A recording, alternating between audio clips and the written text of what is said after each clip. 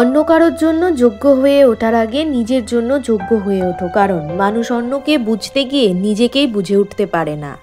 তাই সবার জন্য সব করলেও নিজের জন্য কিছু করা উচিত। আজ তুমি যে পরিমাণ কষ্ট করছো, স্বপ্ন পূরণ হলে এর থেকে দ্বিগুণ পরিমাণ আনন্দ পাবে। তাই আজকের কষ্টটাকে আগামী দিনের আনন্দ হিসেবেই নাও। কষ্টকে বাস্তব জীবনে মেনে নিয়ে সামনের দিকে এগোতে হবে। শুধু কষ্ট পেলে হবে না, কষ্ট এসেছে সেটাকে মানতে হবে, কিন্তু থেমে গেলে হবে না, সামনের দিকে এগিয়ে যেতে হবে, তবেই তোমার জয় হবে। সাধ্য না থাক, সাধ যেন থাকে। হয়তো কাজটা করার সাধ্য তোমার নেই, কিন্তু কাজটা করার ইচ্ছে বা সাধ কখনো যেন মন থেকে মুছে না যায়, সেটা খেয়াল রেখো। মানুষের ব্যাপারে তুমি যত জানবে, সম্পর্ক তত বেশি দিন অস্থায়ী হবে। যে তোমার কান্নার অর্থ বোঝে না, সে কখনো তোমার নীরবতার অর্থও বুঝবে না। তাই অযথা সবার সামনে কাঁদার কোনো প্রয়োজন নেই।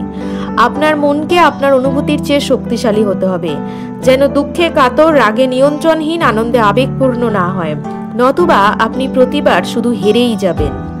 সফলতা জীবনে এমনি এমনি আসে না। প্রতিটা সফল ব্যক্তির জীবন পর্যালোচনা করলে আমরা দেখব যে সফলতা এসেছে শৃঙ্খলা, ধারাবাহিকতা, কঠোর অনুশীলন এবং ধৈর্যের দ্বারা।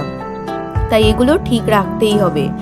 তুমি তোমার কাজ করতে থাকো, কে মূল্য দিল কে না দিল তাতে কিছু এসে যায় না, সময় ঠিকই মূল্য দিয়ে দেবে। কখনো কোনো কাজে না বলো না, কখনো বলো না যে আমি এটা পারবো না, কাজটা হবে আর তোমার দ্বারাই। কিন্তু ভিডিওই বলা কথাগুলি কেমন লাগলেও কমেন্ট করে অবশ্যই জানিও। এমনই মোটিভেশনাল ইন্সপিরেশনাল ভিডিও পেতে চ্যানেলটি সাবস্ক্রাইব করে সেদিনের কথার সাথে দেখো। টাটা।